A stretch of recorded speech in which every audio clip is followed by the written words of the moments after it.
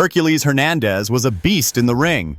275 pounds of solid muscle, swinging a steel chain like a gladiator ready for war. He looked unstoppable, a powerhouse built to dominate. But what if the very thing that made him a legend also sealed his fate? In the 1980s, wrestling wasn't just about skill, it was about size. The bigger you were, the more fans cheered, and the more promoters pushed you to the top. Hercules fit the mold perfectly. From the small wrestling territories to the bright lights of the WWF, he battled the biggest names in the industry. Hulk Hogan, the Ultimate Warrior, and even the $1 Million Man all stood across the ring from him. Whether playing the villain under Bobby the Brain Heenan or fighting for the fans, Hercules left a mark wherever he went. But behind the muscles and the fights, there was a darker truth. Keeping a superhuman physique came at a cost. The pressure to stay massive was relentless, and wrestlers often pushed their bodies beyond their limits. For Hercules, that punishment was catching up. Then, in 2004, the unthinkable happened. At just 47 years old, he went to sleep and never woke up. His sudden death left fans shocked, but the warning signs had been there for years. What really happened to Hercules Hernandez? And was his tragic end inevitable? Stick around because this story is far more shocking than you think. Before he became Hercules Hernandez, he was Raymond Fernandez, a kid from New York City who had no idea he was destined for greatness. Born in 1956, Ray's early life wasn't easy. When he was just 6 years old, tragedy struck. His mother passed away from cancer. It was a loss that shaped the rest of his life. His father, searching for a fresh start, moved the family to Tampa, Florida. It was there that Ray discovered the one thing that gave him purpose: wrestling. In high school, he was a natural. Strong, quick, and determined, he dominated his opponents. Match after match, he proved he wasn't just another athlete. He was something special. But wrestling wasn't his only test of strength. After graduating in 1974, Ray joined the United States Air Force. It was there that he developed the toughness that would define his career. The military didn't just train his body, it hardened his mind. He learned discipline, resilience, and what it truly meant to push past limits. When his service ended, he faced a tough decision. What now? That answer came when he crossed paths with Hiro Matsuda, a legendary wrestling trainer known for his brutal methods. Matsuda didn't take it easy on anyone, but he saw something in Ray. He pushed him harder than ever before, shaping him into a force to be reckoned with. By 1979, Ray stepped into the ring for the first time as a professional wrestler. He adopted the name Hercules Hernandez, and it didn't take long for people to take notice. His incredible strength made him stand out, but it was his endurance and skill that made him a real threat. Hercules started in smaller promotions, learning the business the hard way. He traveled from city to city, taking on challengers in tiny gyms and packed arenas alike. In places like Florida and Texas, he built a reputation as one of the toughest new wrestlers in the game. But he wasn't meant to stay in the shadows.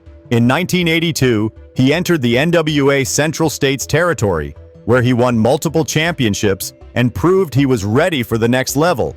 The wrestling world had its eyes on him. Hercules was on the rise, and nothing was going to stop him. At least, that's what he thought. Before we continue with the video and dive deeper into Hercules Hernandez's rise in the wrestling world, I'd love to ask for your support. I'm working towards reaching 1,000 subscribers, and your subscription would mean a lot. If you enjoy this content, consider hitting that subscribe button. It really helps. Alright, let's get back to it. By the early 1980s, Hercules Hernandez wasn't just another rookie. He was a powerhouse on the rise. His incredible strength and intense in-ring style made him a standout in every promotion he worked for. But in wrestling, raw power isn't enough. You need to prove you belong. And Hercules did just that. His journey took him to the NWA Central States Territory, where he made an immediate impact. He formed a dominant tag team with rugged wrestler J.J. Dillon, capturing the NWA Central States Tag Team Championship not once, but twice. However, it was his singles run that really turned heads. Hercules won the NWA Central States Television Championship, a title that had to be defended almost every week. For 6 long months, no one could take it from him. But one opponent changed everything: Harley Race. A former NWA World Champion, Race was one of the most respected and feared wrestlers in the business. When Hercules stepped into the ring with him, fans knew they were in for a war. Their matches were brutal, two powerhouses colliding with no room for weakness. It was the kind of rivalry that got people talking. Then came Oliver Humperdinck, a sneaky, loudmouth manager who wanted to control Hercules. Their feud escalated until there was only one way to settle it: a steel cage match. Trapped inside, Hercules fought like a man possessed. Both men left bloodied, but Hercules walked out proving he wasn't just a bodybuilder in wrestling boots, he was the real deal. That match was a turning point. Bigger promotions had taken notice. Japan called next, and Hercules found himself wrestling in All Japan Pro Wrestling, where the fights were even tougher. Japanese wrestling wasn't about entertainment, it was about proving you were a warrior. Night after night, Hercules battled some of the hardest-hitting wrestlers in the world. His style fit perfectly, and he held his own against the best. But the biggest opportunity was still ahead. Jim Crockett Promotions brought him back to the U.S., teaming him with the legendary Jody Hamilton as part of the feared Masked Assassins. At Starrcade 1983, wrestling's biggest event of the year, Hercules and Hamilton took down Rufus R. Jones and Bugsy McGraw, proving once again that Hercules wasn't just big, he could win when it mattered. Not long after, he joined Mid-South Wrestling, one of the hottest promotions in the country. There, he battled some of the toughest competitors, including the brawling hacksaw Jim Dugan. His time in Mid-South was crucial. He sharpened his skills and toughened his persona. Then, in 1985, the biggest call of his career came. The WWF wanted Hercules. Vince McMahon was building the most dominant wrestling company in history, and Hercules was exactly the kind of powerhouse they needed. He had made it to the big leagues. But he had no idea that his biggest battles, inside and outside the ring, were yet to come. By late 1985, Hercules Hernandez had arrived in the WWF, the biggest wrestling stage in the world. This was where legends were made, and now it was his turn to prove he belonged. His first big moment came when he was paired with the legendary classy Freddie Blassie, one of wrestling's most iconic managers. Blassie made sure Hercules looked like a star, decked out in gladiator-style gear, complete with a steel chain that quickly became his signature. But the real test came in 1986 at WrestleMania 2, where he faced one of the best technical wrestlers in the world, Ricky the Dragon Steamboat. Steamboat was faster, more skilled, and a fan favorite, but Hercules brought the fight. He came close to victory, but in the end, Steamboat found a way to win. Still, Hercules had made an impact. He wasn't just a big guy, he could go toe-to-toe with the best. Then, everything changed. Blassie retired, and Hercules' contract was sold to Bobby the Brain Heenan. This was more than just a storyline, it was a full transformation. Under Heenan's guidance, Hercules became more aggressive, more dangerous, and more dominant. His Roman gladiator gimmick was dropped, replaced with a darker, more brutal image. The steel chain he once carried as a prop now became a weapon. His biggest moment came on November 29, 1986, when he faced Hulk Hogan for the WWF Championship on NBC's Saturday Night's Main Event. It was the biggest match of his career, and for a moment, it looked like he might actually defeat the most famous wrestler in the world. Hercules locked Hogan in his devastating torture rack submission hold, and for the first time, fans saw Hogan on the verge of tapping out. But Hogan was Hogan. He powered out, landed his signature leg drop, and pinned Hercules for the win. However, something unusual happened. Even in defeat, Hercules' reputation skyrocketed. He had nearly beaten the biggest name in wrestling, and fans took notice. His next major feud was with Billy Jack Haynes, a fellow powerhouse. The rivalry reached its peak at WrestleMania 3, in front of 93,000 fans in the Pontiac Silverdome. The match ended in a brutal double countout, but Hercules made sure he had the last word, beating Haynes senseless with his steel chain after the match. Then came the Ultimate Warrior. Their legendary clash started with a simple test of strength, a tug of war over Hercules' steel chain. The moment the chain snapped in half, the feud exploded. It all led to their showdown at WrestleMania 4, where Warrior barely escaped with a win. Hercules had proven himself as a top-tier competitor. But the business was changing, and the world he ruled was about to leave him behind. In the world of 1980s wrestling, size was everything. The bigger you were, the more fans wanted to see you, and the more promoters pushed you to the top. For Hercules Hernandez, having an impressive physique wasn't just an advantage, it was a necessity. When he first entered the WWF, Hercules was already a powerhouse. But under Bobby the Brain Heenan's management, he became even bigger. His muscles grew thicker, his veins bulged, and his entire look transformed into that of a true superhuman warrior. But getting that big wasn't natural. The wrestling business was filled with dangerous shortcuts, and like many others in his era, Hercules likely turned to performance enhancers to keep up.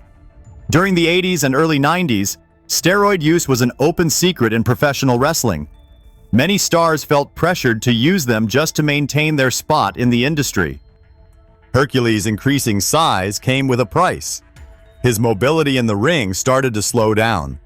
Fans noticed that he wasn't moving as quickly as before, and his matches became more about brute strength than skill.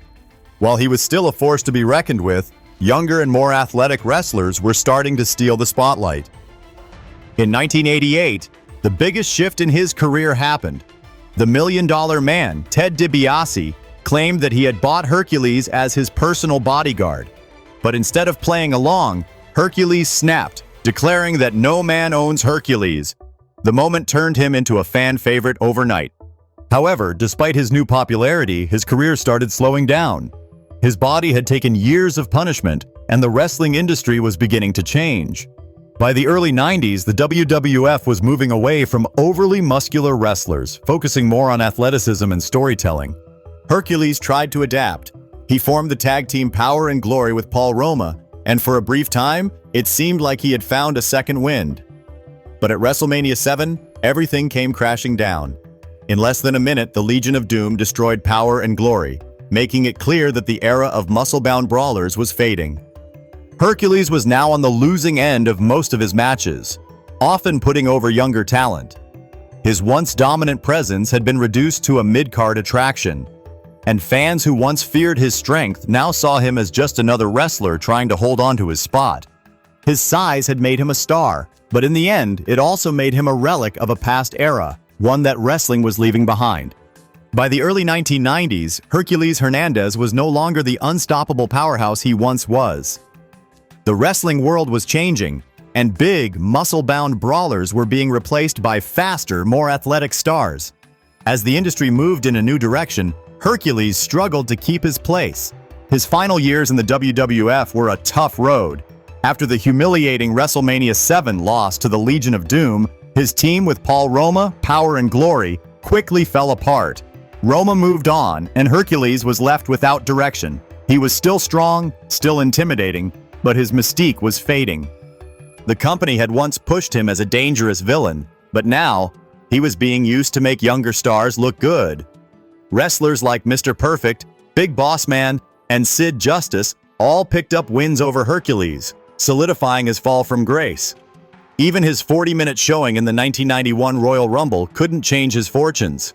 By 1992, his time in WWF was over. Still determined to keep wrestling, Hercules sought new opportunities. He briefly worked in WCW, but the company had no real plans for him. He found more success in Japan, where his powerhouse style was still appreciated. Teaming with Scott Norton, he formed the Jurassic Powers and even won the IWGP Tag Team Championships in New Japan Pro Wrestling. But while Japan gave him a second life in wrestling, his body was breaking down. Years of punishment, heavy lifting, and wear and tear had taken their toll. He wasn't moving like he used to, and injuries started piling up. As the 90s went on, Hercules drifted into the independent scene. He wrestled in smaller promotions, taking matches wherever he could. The bright lights of the WWF were gone, replaced by dimly lit gymnasiums and smaller crowds. For many wrestlers, this was the harsh reality of life after the big leagues. By 1999, he knew it was time to walk away. After 20 years in the business, Hercules retired. He had battled some of the biggest names in wrestling, won championships, and entertained millions of fans. But like so many wrestlers from his era, he left the business with a body that had taken more than it could handle. Hercules Hernandez had once been one of wrestling's most feared competitors. Now, he was just another name from the past. But the real tragedy wasn't that his career had faded, it was what happened next. After leaving wrestling, Hercules Hernandez disappeared from the spotlight. For years, he had been one of the toughest, strongest men in the industry. But once the cameras stopped rolling, once the matches ended, he faced a new challenge: life after wrestling. Like many wrestlers from his era, his body had taken a serious beating.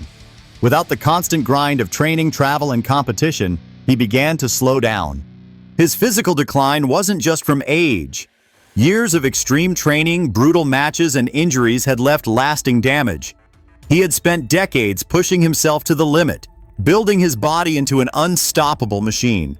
But there's always a price. By the early 2000s, his health was failing. Then, on March 6, 2004, tragedy struck. At just 47 years old, Hercules went to sleep in his Tampa home and never woke up. His sudden death shocked fans, but for those who knew the realities of wrestling, it was all too familiar. The official cause of death was heart disease, something that had claimed the lives of many wrestlers from his era. In the 1980s and early 90s, wrestling demanded superhuman athletes. Fans wanted larger-than-life heroes, and promoters wanted the biggest, strongest wrestlers possible. To keep up, many wrestlers turned to performance enhancers, painkillers, and other substances just to stay in the game. Hercules was no exception. He was known for his incredible size, but maintaining that body wasn't easy. The constant training, heavy weightlifting, and non-stop matches took a serious toll. Wrestlers were expected to perform night after night, even when injured. There was no off-season, no time for recovery. If you slowed down, you risked losing your spot. Former wrestler Mario Mancini later revealed just how easy it was to cheat drug tests during that time. According to Mancini, Hercules once asked him for help passing a test. The solution? Simply use clean urine from another wrestler. There were no officials in the testing room, no strict monitoring, just a system that looked official on paper but was easy to beat. The real concern for Vince McMahon and the WWF at the time wasn't steroids. It was social drugs. If they had cracked down on marijuana and other recreational substances, they wouldn't have had enough wrestlers to put on a show. As a result, steroid use continued unchecked for years. This raises a difficult question. Was Hercules' fate avoidable? If wrestling had stricter health policies back then, could his life have been saved? If there had been real drug testing, better medical support, and a focus on long-term health, would Hercules have made it to old age? Sadly, he wasn't the only one.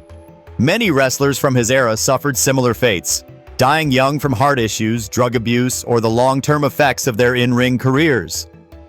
Names like Mr. Perfect, Curt Hennig, Rick Rude, and the British Bulldog all faced early deaths, largely due to the same issues that plagued Hercules.